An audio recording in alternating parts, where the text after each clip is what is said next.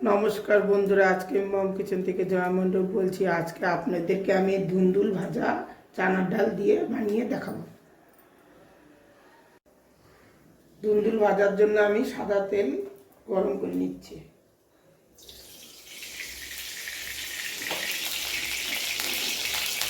তেলটা গরম হোক। তেল গরম হয়ে গেছে, হিটটা কমাই দিলাম, তেজপাতা সম্বাদ দিলাম, পাঁচফোড়ন দিয়ে বানাবো, পাঁচফোড়ন সম্বাদ দিলাম। মেথিটা আমার বেশি আছে, একটা শুকনো লঙ্কা দিয়ে দিলাম।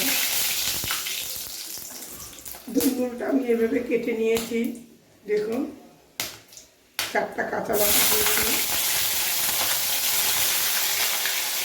ধুন্দুলটাও দিয়ে দিলাম, টমাটোটাও দিয়ে দিলাম।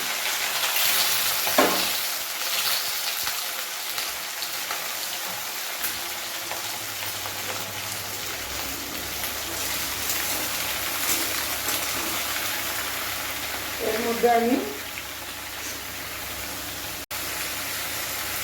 এই ধুন্দুলের মধ্যে আমি এতটা চানার ডাল নিয়েছি, ভালো করে ধুয়ে অল্প একটু ভিজিয়ে রেখেছিলাম, এটাও দিয়ে দেবো।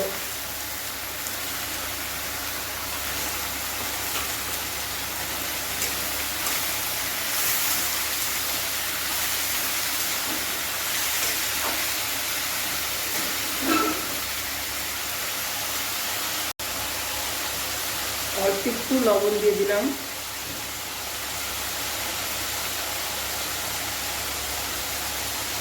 অল্প একটু হলুদ দিয়ে দিলাম।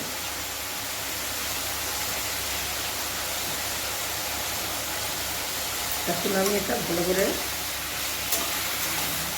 নাড়াচাড়া করে এটা ঢেকে দিব, কারণ ধুন্দুলে প্রচুর জল ওঠে, এই জলটাতেই চানার ডাল অল্প সিদ্ধ হয়ে যায়।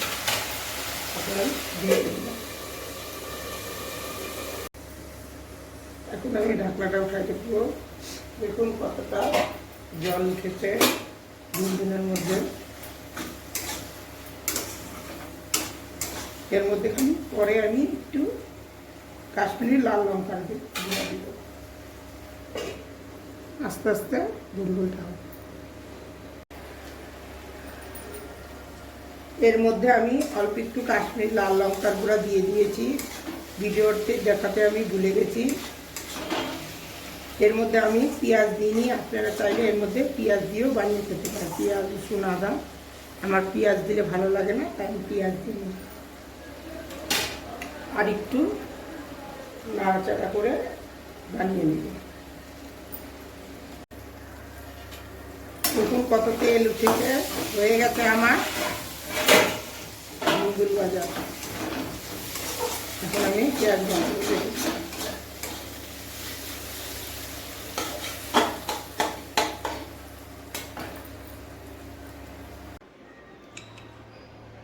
আমার ভিডিওটা পছন্দ হলে লাইক, শেয়ার, সাবস্ক্রাইব করবেন, কমেন্টও করবেন।